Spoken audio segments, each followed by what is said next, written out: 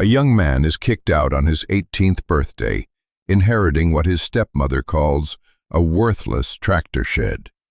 But what he discovered inside would change his life forever. If you've ever felt lost or alone or like you've been thrown away, this story is for you. So many of us are handed things that other people have deemed worthless, only to find our own salvation inside. Make sure you're subscribed, and let's get into it, because this is the story of how I found mine. The key was cold. It was a single, old-fashioned skeleton key, the kind you see in movies, and it felt impossibly heavy in my palm. Diane dropped it into my hand like she was handling a dead insect. Her fingernails were perfect, a glossy, bloodless red. They were always perfect. "This and the deed is what he left you," she said, her voice as sterile as the white walls of the house I was no longer allowed to call home. She pushed a folded document, stiff and official, into my other hand. "It's a tractor shed, somewhere up north, probably fallen down by now. Frankly, it's more than you deserve." The words didn't sting. I had spent the last 2 years building up a callus against her particular brand of cruelty, a quiet, corrosive acid that dripped day in and day out. Today was my 18th birthday, the day the state stopped sending her a check for my upkeep, the day I officially became disposable. I stood on her immaculate porch, a single, worn duffel bag at my feet containing everything I owned. 3 changes of clothes, a worn paperback, and a framed photograph of my dad and me at a lake, his arms slung around my shoulder, both of us grinning like idiots. I didn't say anything. There was nothing left to say. We had exhausted all possible words in the 2 years since he died, 2 years that felt like 100. I had been a ghost in her house, a daily reminder of a man she was trying to erase. Now, she was finally succeeding.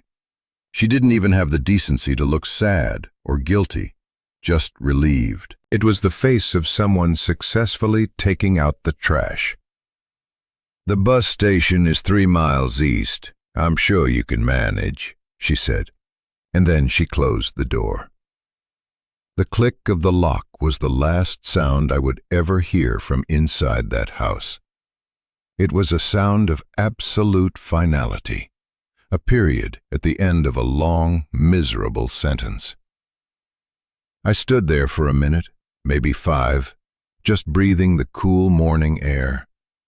The sun was rising, casting long shadows across the perfectly manicured lawn. It was a beautiful day for an eviction, a beautiful day to become an orphan all over again. I looked down at the key in my hand, then at the cheap paper of the bus ticket I'd bought with the last $20 to my name. A worthless tractor shed.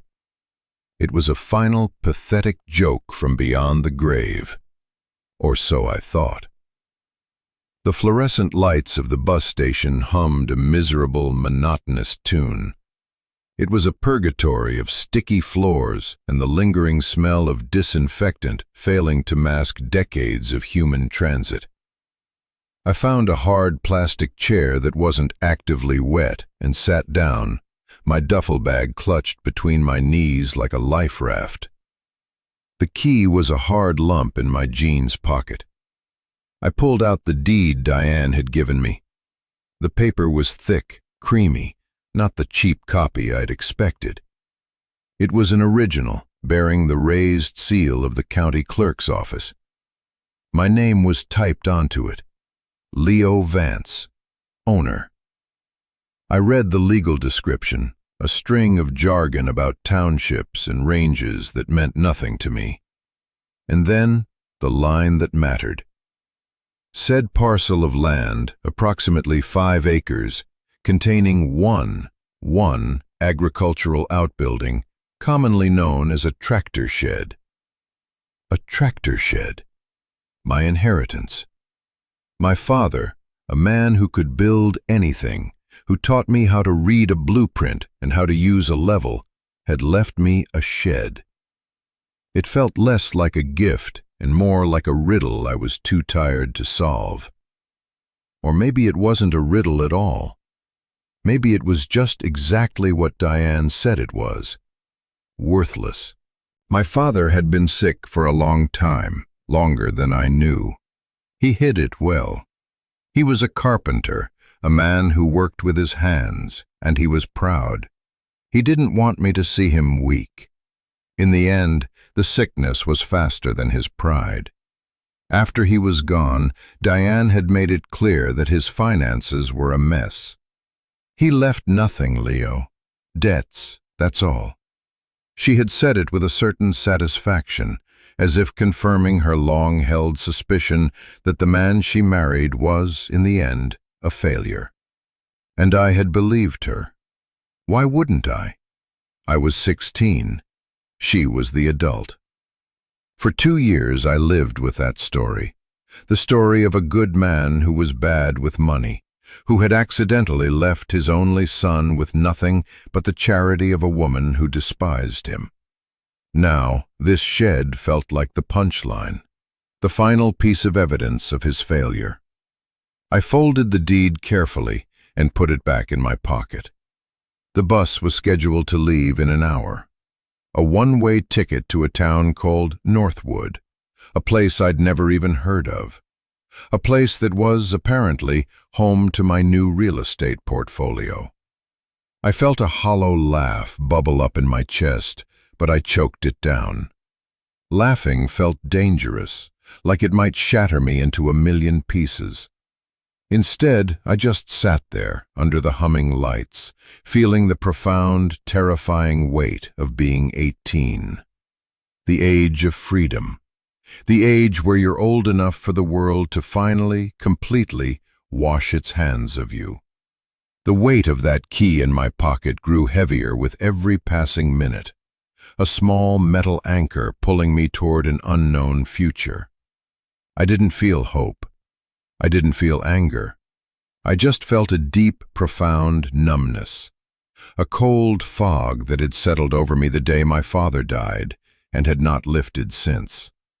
The bus groaned its way out of the city, a lumbering beast shedding the urban landscape like a skin. I had a window seat, and I watched the concrete and glass towers shrink in the distance, replaced by an endless sprawl of identical suburbs, then strip malls, and finally, the open, rolling green of the countryside. The world outside the window was becoming quieter, emptier. It matched the landscape inside my head. For the first few hours, I just watched the power lines rise and fall, a hypnotic, steady rhythm. My mind was a blank slate, wiped clean by exhaustion and a low-grade dread. But as the miles wore on, memories started to bleed through the fog. I remembered my dad teaching me how to skip stones, his hand, warm and calloused, guiding mine. It's all in the wrist, Leo. A low, fast flick. You're not trying to throw it, you're trying to make it dance. I remembered the smell of sawdust in his workshop, a scent I associated more with home than anything else. He'd be there, humming off-key to some old rock station, a pencil tucked behind his ear, his face smudged with wood dust. He was never more himself than when he was building something. He built decks, cabinets, bookshelves, entire additions for people. He took splintered wood and made it whole, made it useful, made it beautiful. How could a man like that leave behind nothing but debts and a broken-down shed? It didn't track. The two images of my father, the capable, loving creator, and the feckless, bankrupt man Diane described, warred in my mind. I closed my eyes, leaning my forehead against the cool glass of the window. The vibration of the road was a constant tremor running through my body. I let myself think about him, really think about him, for the first time in a long time. In Diane's house, thinking about him was an act of rebellion that was always punished, either with a sharp word or a week of resentful silence. It was easier to just not. But here, on this anonymous bus, hurtling toward an unknown fate, there was no one to stop me. I remembered the lines of worry that had started to etch themselves around his eyes in that last year. I'd thought it was about money, about work. He was tired all the time. He'd lost weight. I'd asked him if he was okay. "Just working too hard, kiddo," he'd said, ruffling my hair. "Big project, almost done." He was a terrible liar. I knew something was wrong, but I was a teenager. I didn't know how to push. I didn't know what questions to ask. I just knew the light in his eyes was dimming.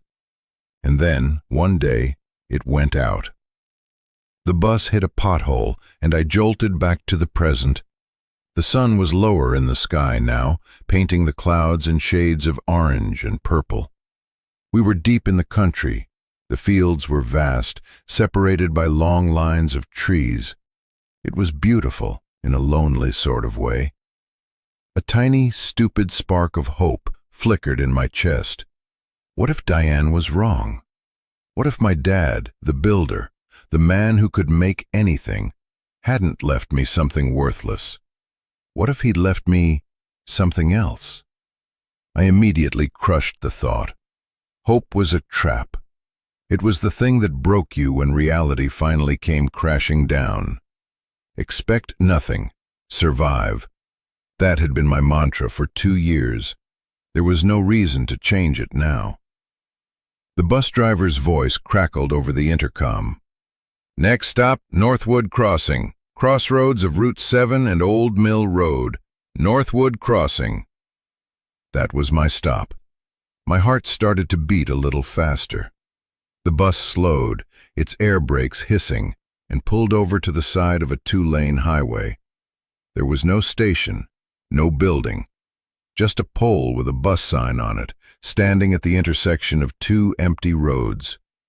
This was it, the edge of the map. I grabbed my duffel bag, mumbled a thank you to the driver, and stepped out into the quiet of the late afternoon. The bus pulled away, its red taillights disappearing around a bend, leaving me in a profound and unnerving silence. The only sound was the wind rustling through the tall grass that lined the road.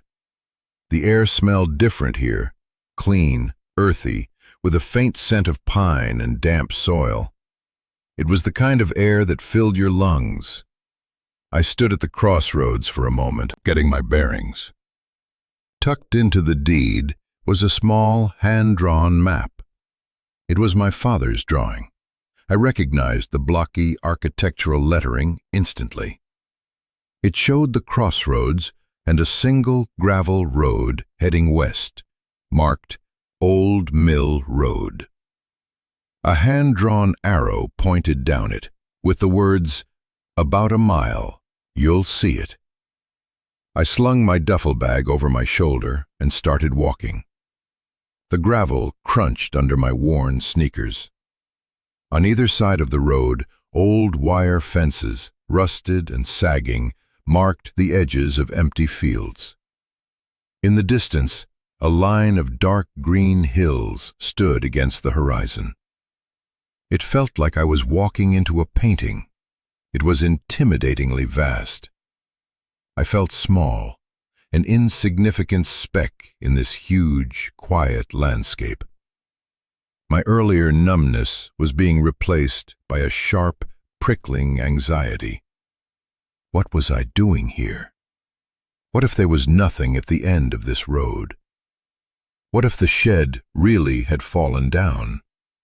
I'd be stranded, miles from anywhere, with no money and nowhere to go. I walked faster, as if I could outrun the panic. After what felt like an eternity, I saw it, just as the map promised. Tucked behind a stand of overgrown lilac bushes was a break in the fence line, marked by two graying wooden posts. A dirt track, barely visible through the weeds, led back from the road. And there, about 100 yards in, stood a building. It was a simple, rectangular structure with a gambrel roof, its paint a faded, peeling barn red. My shed. It hadn't fallen down. It looked sturdy. Lonely, but sturdy. My heart did a strange little flip in my chest. I pushed through the weeds, my jeans getting soaked with dew, and walked up the dirt track. The closer I got, the more details I could see. The roof was weathered but intact. The windows were clouded with grime, but none were broken. A large sliding door dominated the front, secured by a heavy-duty hasp and a formidable-looking old lock. It was bigger than I'd imagined, more of a small barn than a shed. I dropped my bag on the ground and walked a slow circle around it. The grass was knee-high. A pile of rotting firewood was stacked against one wall. Around back, the land sloped down toward a creek, the sound of running water, a low murmur in the quiet air. It was neglected, forgotten, but it wasn't ruined. It was solid. My father had built this. I knew it in my bones. It had his signature all over it. The clean lines, the no-nonsense functionality, the sense of something built to last. I returned to the front door and took the key from my pocket. It looked ancient, a piece of rusted iron against the dark, weathered wood of the door. My hand was trembling slightly as I slid it into the lock. For a second, I was terrified it wouldn't work, that it was the wrong key, a final cosmic joke. I held my breath and turned. There was a grinding, scraping sound, a protest of metal on metal that hadn't moved in years. Then, with a loud, definitive clack, the lock opened. A wave of relief, so potent it almost made me dizzy, washed over me. I pulled the heavy padlock off the hasp and slid the big door sideways. It was heavy, and it grated along its track, but it moved. An opening of dark, cool air appeared. I pushed it all the way open, and light spilled into the interior. The smell hit me first, a complex, not unpleasant scent of old oil, sawdust, dry earth, and something else, something metallic and cold. My eyes adjusted to the dimness. The inside was cavernous, the ceiling high and raftered. Dust motes danced in the shafts of light slanting down from the grimy windows. Tools hung in neat, orderly rows on the walls.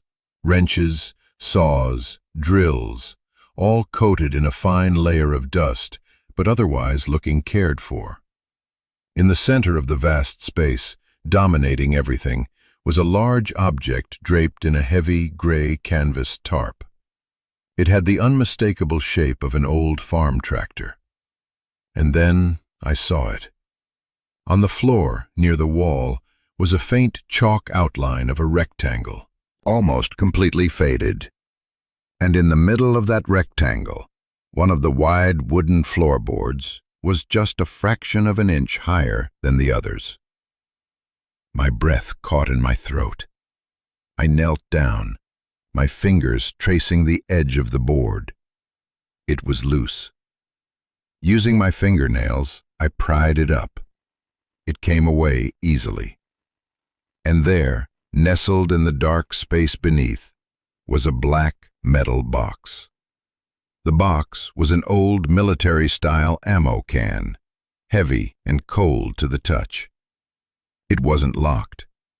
I lifted it out of its hiding place and set it on the dusty floor in a patch of sunlight. For a moment, I just stared at it, my heart hammering against my ribs. This was it. This was the reason for the key, for the shed, for this whole strange, surreal journey. My hands were shaking so badly I could barely work the latch. I fumbled with it, my fingers clumsy, until it finally sprang open with a sharp, metallic snap. I lifted the lid. Inside, neatly arranged, were 2 stacks of envelopes, bundled with thick twine. On top of the first stack was a single, thick envelope with my name written on it in my father's familiar, strong handwriting. For Leo, on your 18th birthday. A lump formed in my throat. He had known. He had planned for this day. This wasn't an accident or an afterthought. This was a message. I gently lifted the envelope out. The paper was thick and felt important. I broke the seal and unfolded the letter inside. It was several pages long, every line filled with his script. I started to read. My dear son, if you are reading this, it means I'm gone, and it means things have gone just as I feared they would with Diane. I am so sorry. I am sorry for leaving you, and I am sorry for the secrets I had to keep. Please, before you think anything else, know this. I love you more than anything in this world. Everything I did in my last year, I did for you. The words blurred. A hot tear splashed onto the page, smudging the ink. I wiped my eyes with the back of my hand and kept reading. It was like hearing his voice in my head, a voice I hadn't heard in 2 years, and the sound of it was both a comfort and a gut punch. I was sick, Leo, sicker than I let on. By the time they found it, the doctors told me I didn't have long, a year, maybe less. I knew what would happen when I was gone. I knew Diane would not look after you. She saw you as a burden, a loose end from a life she wanted to forget. I couldn't risk leaving your future in her hands. A will would have been contested, tied up in court for years. She would have found a way to take everything. So I had to do something different, something she could never find. I looked around the shed, at the neat rows of tools, at the hulking shape of the tractor under its tarp. This was his something different. This was his fortress. This shed, this land, was my secret, the letter continued. I bought it years ago, with cash, under a holding company that I dissolved once the deed was in my name. No one knew about it. It was my place to think, my escape. And in the end, it became my vault. I built it to last, Leo. The foundation is deep, the framing is solid. It will keep you safe. It's not a palace, but it's yours. No one can take it from you. I read on, my world tilting on its axis with every sentence. He explained everything. The long hours, the weight loss, the worry in his eyes. He hadn't been failing.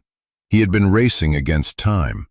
He had been liquidating his assets, selling his truck, his tools, even his life insurance policy, turning everything he could into untraceable cash to leave for me. He had been building me a lifeboat while his own ship was sinking. The grief I had held at bay for 2 years finally broke through the dam. It came out as a raw, ugly sob that echoed in the huge, empty space. I cried for the father I had lost. I cried for the scared, lonely 16-year-old boy who had believed he was worthless and abandoned. And I cried for the man who had loved me so much that he had spent his last days on earth plotting to save me. A man I had misunderstood so completely.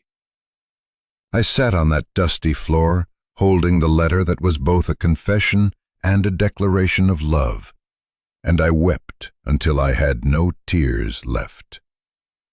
When the storm of grief finally passed, I was left with a strange sense of calm. The numbness was gone, replaced by a raw, aching clarity. I carefully folded the first letter and picked up the next bundle from the box. There were more letters, and beneath them, a thick manila folder filled with documents. The top letter was shorter, Leo, what's in this box is a choice. It's the heaviest thing I will ever ask you to carry. I hope you can forgive me for that. A choice? I opened the manila folder. Inside were bank statements, copies of legal papers, and a series of sworn affidavits from people I didn't know. There were also newspaper clippings, all about a company called Ridgeview Development. They were a big player in the region, buying up farmland for luxury housing communities. The articles painted them as local heroes, bringing jobs and progress. But the documents in my hand told a different story. They told a story of intimidation, of contaminated wells that were never investigated, of predatory loans, of families pressured into selling their land for a fraction of its worth. My father had been collecting evidence. He had been building a case. Then I read the final letter. Son, when I got sick, I needed cash, and I needed it fast. I sold my life insurance policy. It gave me enough to live on and enough to put away for you. You'll find it inside the engine block of the old Massey Ferguson. The service panel on the left side. It's a lot of money, Leo. Enough for you to go anywhere, be anyone you want to be. Enough to start over, fresh, with no connection to this place or to me. And that is your first choice. You can take that money, walk away, and never look back. No one would blame you. I wouldn't blame you. You deserve a life without all this baggage. You deserve to be happy. I stopped reading, my mind reeling. The money. It was real. It was here. A way out, a clean slate. My heart pounded with the possibility of it. A new life, college, an apartment, a world away from Diane, from pitying looks, from the feeling of being a charity case. Freedom. It was a dizzying, intoxicating thought. But the letter wasn't finished. But there is another choice, it went on. The men who run Ridgeview Development are thieves. They destroyed our neighbors. They preyed on good people when they were at their most vulnerable. They tried to do it to me, too. That's when I started digging. What's in that folder is the truth. It's proof. But proof is only powerful if someone is willing to use it. Fighting them will be hard. They are rich, they are powerful, and they are ruthless. It will cost money, and it will cost time. It might even be dangerous. It is not your fight. You don't owe these people anything. You don't owe me anything. Your only responsibility is to yourself. So this is the choice, son. A new life, free and clear, or a long, hard fight for the memory of a town, for the people who got cheated, for the truth. I couldn't finish what I started, but you can. The choice and the means to see it through are yours. Whatever you decide, know that I am proud of you. Your loving father. I let the letter fall into my lap. My hands were numb. The air in the shed felt thick, heavy, impossible to breathe. A choice. He had left me a choice. Run or fight. Escape or stand your ground. I felt a wave of anger, not at my father, but at the sheer, crushing weight of it all. It wasn't fair. Why did I have to choose? Why couldn't he have just left me the money? Why did he have to burden me with his war? I stood up and paced the length of the shed, my boots kicking up clouds of dust. My mind was a battlefield. One voice screamed at me to take the money. Take it. You owe them nothing. You've suffered enough. Get out. Go live. You deserve it. It was the voice of survival, the voice that had gotten me through the last 2 years. But another voice, quieter and deeper, whispered back. It was my father's voice, not from the letter, but from my memory. The memory of him teaching me to always measure twice and cut once. To finish a job you start. To stand up for the little guy. I looked at the folder full of other people's names, other people's pain. I thought about the condescending smile on Diane's face as she handed me the key to this worthless place. The word echoed in my head. Worthless. They thought my father was worthless. They thought this place was worthless.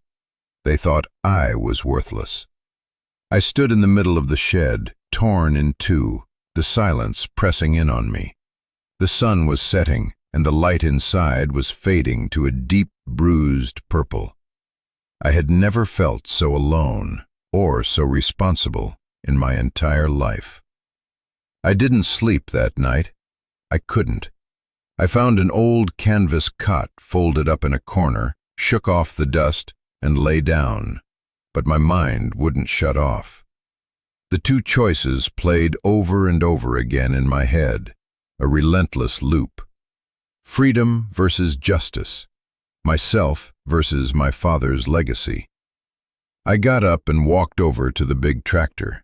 It was an old Massey Ferguson, just like the letter said, a workhorse from another era. Its red paint was faded and chipped, but it had an air of indestructible power. I ran my hand over the cool metal of the fender. This was the vault. I found the service panel on the left side, held in place by two simple wing nuts. My fingers fumbled with them, the metal cold against my skin. They came loose easily. I pulled the panel off and peered inside the dark engine cavity. And there it was, a heavy-duty waterproof bag wedged securely between the engine block and the chassis. I reached in and pulled it out. It was heavy. Unzipping it, I saw stacks of cash bundled in bank wrappers.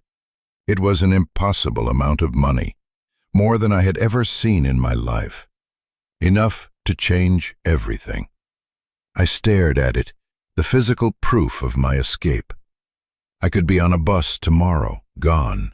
I could be in a different state by the end of the week, enrolled in a community college, living in a small apartment, being a normal person. The thought was so seductive it made me feel dizzy. But then my eyes drifted back to the ammo can, to the manila folder sitting next to it. I thought about the names in those affidavits. The Jacksons, who lost their dairy farm. The Garzas, whose well water was mysteriously tainted right after they refused Ridgeview's first offer. I thought about my dad, spending his last precious months not resting, not preparing for the end, but meticulously gathering this evidence, driven by a sense of right and wrong that was as much a part of him as his own bones. He could have just saved the money for me. That would have been enough, more than enough. But he didn't. He left me the evidence, too. He left me the story. He trusted me with it. He trusted me to be the kind of man he had raised me to be. Lying there on the cot in the darkness, I realized something. Running away with the money wouldn't be freedom. It would be an escape, but I would be haunted for the rest of my life by the choice I didn't make. I would always know that I had the chance to stand for something, and I chose to run. The freedom my father really offered me wasn't the money. It was the choice itself. The freedom to decide who I was going to be. As the first gray light of dawn filtered through the grimy windows, a decision settled in my heart. It wasn't a lightning bolt. It was a quiet, solid thing. It felt like a foundation being poured. I was going to stay. I was going to fight. I was going to use the money not to escape, but to arm myself. I was going to finish the job my father started. I walked over to the big sliding door and pushed it open, letting the cool, clean morning air rush in. The world outside was washed in the soft colors of sunrise. It didn't look vast and intimidating anymore. It looked like home. For the first time, I felt the weight of the key in my pocket, not as a burden, but as a responsibility I was choosing to accept. I was no longer a victim of circumstance. I was Leo Vance's son, and I had work to do. The first step was to find the lawyer my father had mentioned in his letters.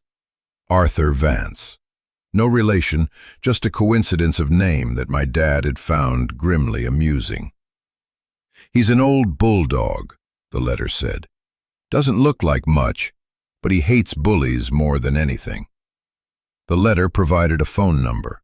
The nearest town was a few miles' walk, a small, sleepy place called Mill Creek. It had a post office, a general store, a diner, and, mercifully, a single, lonely payphone booth outside the shuttered library. I fed it a quarter and dialed the number, my heart thudding a nervous rhythm. A man answered on the second ring, his voice gravelly, impatient. "Vance." Hello," I stammered. "My name is Leo Vance. My father was Robert Vance. He left me a letter. He told me to call you." There was a long silence on the other end of the line. For a second, I thought he'd hung up.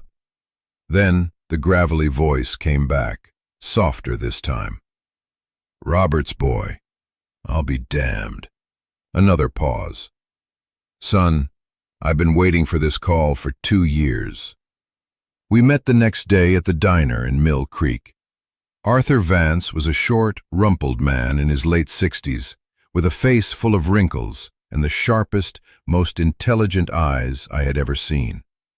He looked exhausted and perpetually annoyed, but when I shook his hand, his grip was like iron.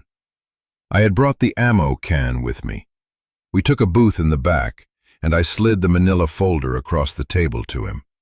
He opened it and began to read, his expression unreadable. He didn't speak for almost half an hour. He just read, his eyes scanning each page, occasionally letting out a low grunt. The waitress came and went, filling our coffee cups. Finally he looked up, closing the folder. "Your father," he said, his voice low, "was a damn fine investigator. He did 90% of the work here. This is dynamite." He then proceeded to lay out the situation in stark, unflinching terms. Ridgeview Development was run by a man named Marcus Thorne, a man with deep pockets and political connections all over the state. They had a team of expensive lawyers who were experts at burying cases like this in paperwork until the other side ran out of money. "They will call you a liar," Arthur said, staring me straight in the eye. "They will try to discredit your father. They will paint you as a disgruntled, opportunistic kid trying to cash in. This will be a long, ugly, and expensive fight. Are you sure you're ready for that?" I thought of the money sitting in the shed, my ammunition. "My father didn't get to finish," I said, my voice steadier than I expected. "I will." A flicker of something, approval, maybe even a hint of a smile, crossed Arthur's face. "Good," he said. "Then let's get to work." The first steps were practical, legal. Arthur filed the deed and a declaration of homestead, officially making the property my legal residence. This was crucial, he explained, to establish my standing as an affected party in the community. Next, we opened a trust account, depositing a portion of the cash my father had left me. It felt strange, turning that hidden, illicit money into a legitimate, legal war chest. While Arthur began drafting the first legal salvos, my job was to make the shed livable. It was my base of operations now, and my home. I spent the next few weeks engaged in hard physical labor. I bought supplies from the general store in town, cleaning supplies, lumber, wiring, a small generator.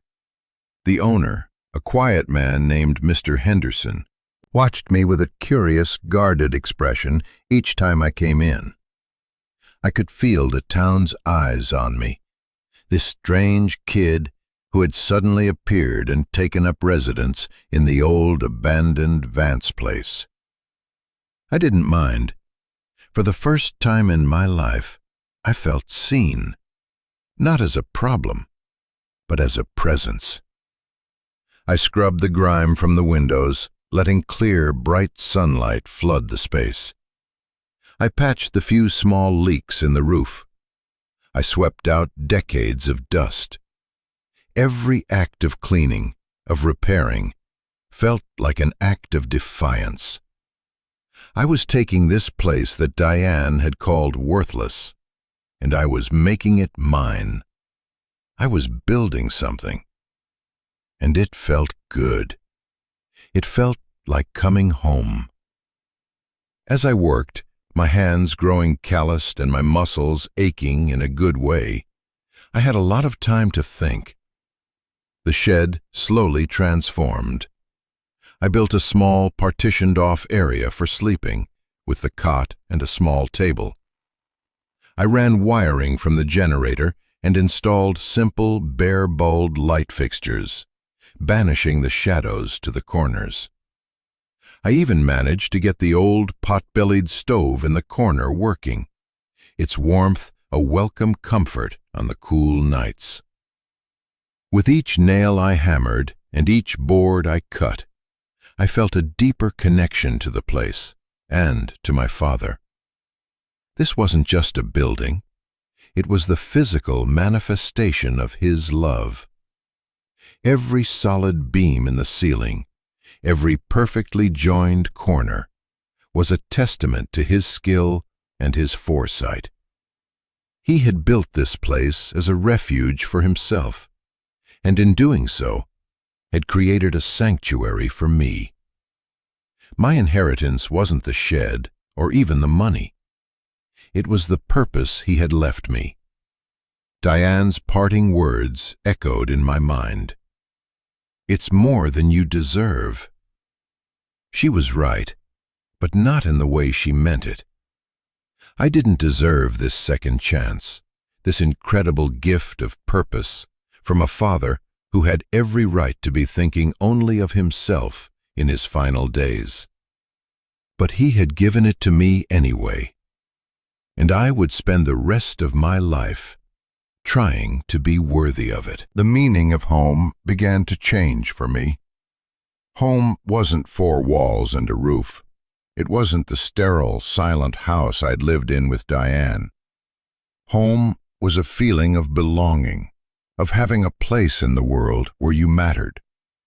Home was this dusty, oil-stained shed, because it was a place I had chosen, a place I was fighting for. It was the first place that had ever felt truly mine. The community, which had at first been a collection of wary, watching eyes, slowly began to thaw. One day, Mr. Henderson from the general store drove up my track in his old pickup. He got out and handed me a box of vegetables from his garden. "Figured you could use some real food," he mumbled, not quite meeting my eye. Another time, a neighboring farmer, a man whose name I'd seen on one of my dad's affidavits, stopped his tractor by my fence line. He just nodded at me, a long, slow nod of acknowledgement. It was a silent conversation. He knew who I was. He knew what I was doing. These small gestures were everything. They were threads connecting me to the fabric of this place, to the community my father had been trying to protect. I wasn't just fighting for his memory anymore. I was fighting for my neighbors, for my home. Arthur filed the lawsuit, the first official shot in our war against Ridgeview Development. The consequences were immediate. A sleek black SUV started parking at the end of my road for a few hours every day. A man in a suit, always talking on his phone, just watching. It was an intimidation tactic meant to scare me. But looking at it from the door of the shed I had rebuilt with my own hands, with the warmth of the stove at my back and the support of a town I was starting to belong to, I didn't feel scared. I felt ready. The legal battle is a slow, grinding thing. It's not a dramatic courtroom showdown, not yet. It's a war of paper, of motions and depositions and delays. Arthur warned me it would be like this. Thorne and his lawyers are trying to bleed us dry, to wear us down. But they made a critical miscalculation. They underestimated my father. They underestimated Arthur. And they underestimated me. They think the money is all I have. But they're wrong. My real weapon isn't the cash my father left me. It's the truth he uncovered. It's the strength I found in this place he built. And it's the purpose he gifted me. Sitting here tonight, at the simple wooden desk I made myself, the warm light from the lamp falling across the legal documents spread before me, I feel a sense of peace I've never known. The fight is far from over. In many ways, it's just beginning. There are hard days ahead, I know that. But for the first time in my life, I'm not running from something. I'm building something. A case, a home, a future. My stepmother thought she was throwing me away, casting me out with something she deemed worthless. But real inheritance, the kind that truly matters, isn't about property or bank accounts. It's about the legacy of love, the weight of responsibility, and the profound, life-changing power of a second chance. My father didn't just leave me a shed. He left me the blueprint for a new life, and the tools to build it myself. My story isn't over, but this chapter, the chapter about being lost, is. Now, a new one begins. If this story resonated with you, if you've ever had to find your own strength when the world told you that you had none, I want you to know you're not alone. So many of us are given scraps and told to be grateful. But sometimes, those scraps are actually seeds. That's what this community is for. It's a place for people who know what it's like to build a life out of what others have thrown away. So please, hit that subscribe button and become a part of it. And more importantly, share a piece of your own story in the comments below. Tell me about a time you found something priceless where everyone else saw only something worthless. I promise you, I read every single one, because every story of resilience deserves to be heard. Thank you for listening.